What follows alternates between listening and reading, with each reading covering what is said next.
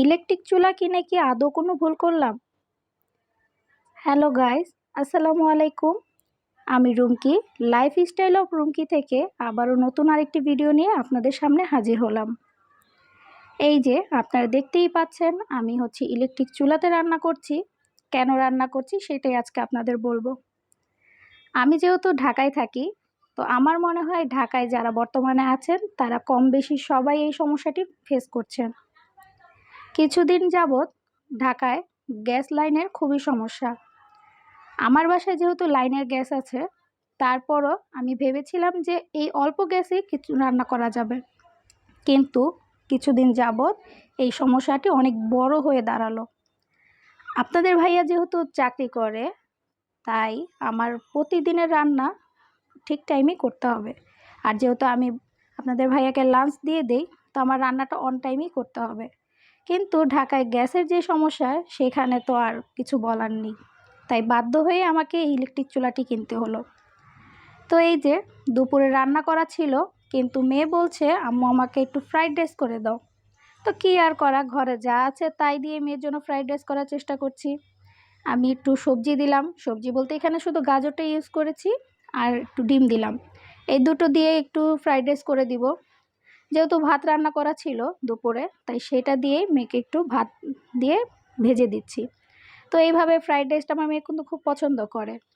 আর এই যে আমার এই চুলাটায়, এটা আমি রান্না করে বেশ কয়েকদিন যাবতই রান্না করছি, ভালোই লাগছে।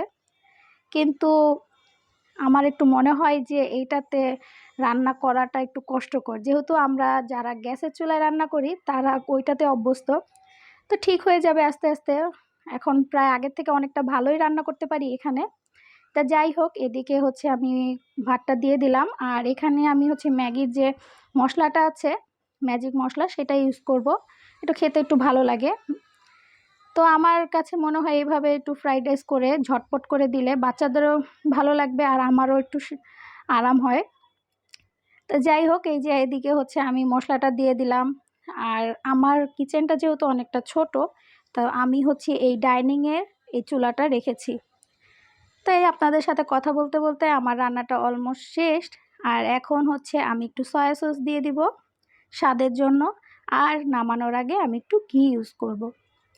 আমার মেয়ে ঘি দিয়ে রান্না করা যে কোনো খাবার খেতেই খুব পছন্দ করে, তাই আমি একটু ওকে ঘি দেওয়ার চেষ্টা করি। আর আমার মনে হয় এইভাবে আপনারা একটু ফ্রাইড রাইস করে দেখতে পারেন, ঝটপট, বাট খেতে খুব মজা হয়।